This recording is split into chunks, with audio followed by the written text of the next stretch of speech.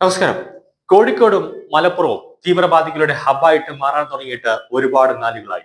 നിലവിൽ കോഴിക്കോട് മലപ്പുറവും കേന്ദ്രീകരിച്ചാണ് നിരോധിത പോപ്പുലർ ഫ്രണ്ട് ഓഫ് ഇന്ത്യ എന്ന സംഘടനയുടെ പ്രവർത്തനങ്ങൾ നടക്കുന്നത്. ആ സംഘടനയെ നിരോധിച്ചതാണ്. എന്നാലും അവരുടെ പ്രവർത്തനങ്ങൾ SDPI മുഖാന്തരം നടക്കുന്നുണ്ട്. വലിയ രീതിയിൽ കള്ളപ്പണങ്ങളും സ്വർണ്ണക്കടത്തും അവിടെ തകൃതിയായി തന്നെ നടക്കുന്നുണ്ട്. ഇപ്പോഴും പോപ്പുലർ ഫ്രണ്ടിന്റെ നേതാക്കൾ SDPIയിൽ ചേർന്ന് രാജ്യത്തിനെതിരെ വിരുദ്ധമായി തന്നെ പ്രവർത്തിക്കുന്നുണ്ട്. നിലവിൽ കോഴിക്കോട് മേക്ക് 7-നെതിരെ NIA IBയും കൂടെ ചേർന്ന ഒരു അന്വേഷണം ഇപ്പോൾ നടക്കുകയാണ്. മെക് 7-നെതിരെ ഉയർന്ന അതിഗുരുതരമായ ആരോപണങ്ങൾ കേന്ദ്ര ഏജൻസികൾ അന്വേഷണം ആരംഭിച്ചു കഴിഞ്ഞു.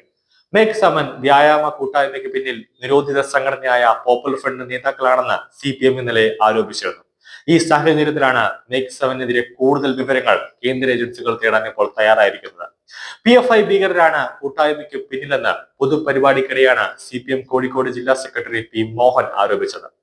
PFI നിരോധത്തെ എതിർത്ത പാർട്ടിയാണ് CPM. അതുകൊണ്ട് തന്നെയാണ് ഇവരുടെ ഈ ആരോപണം കേന്ദ്ര ഏജൻസി അതീവ ഗൗരവത്തോടെ കാണുന്നത്. അന്ന് കേരളത്തിൽ നടന്ന കോലാഹലങ്ങൾ രാജ്യമൊട്ടാകെ ചർച്ചയാതാണ്. എന്തിന് പോപ്പുലർ ഫ്രണ്ടിനെ നിരോധിച്ചു എന്നടക്കം CPM ചോദിച്ചിരുന്നു.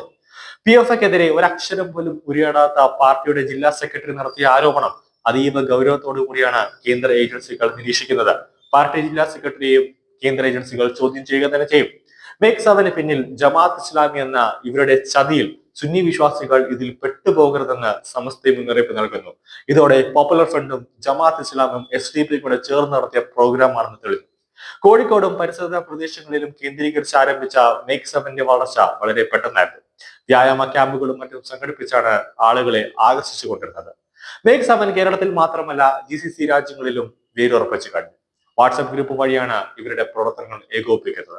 മേക് 7-ന്റെ വാട്സ്ആപ്പ് ഗ്രൂപ്പ് അഡ്മിന്മാരിൽ പോപ്പുലർ ഫ്രണ്ടിന്റെ നേതാക്കളും ജമാഅത്ത് ഇസ്ലാമിയുടെ പ്രവർത്തകരുമാണുള്ളത്. വ്യായാമ മുറയുടെ പേരിൽ തീവ്രവാദ സംഘടനയെ വീണ്ടും വേരുറപ്പിക്കാനുള്ള ശ്രമമാണ് നടത്തുന്നതെന്ന ആരോപണവും ശക്തമാണ്. ഇതിന്റെ മറവിൽ ആയുധ പരിശീലനമോ കള്ളക്കടത്തോ അതോ രാജ്യത്താർത്ത് വീണ്ടും ഒരു കലാപം പടച്ചുവിടാനുള്ള ഒരു നീക്കമാണോ നടക്കുന്നത് എന്ന കാര്യത്തിൽ സംശയമുണ്ട്.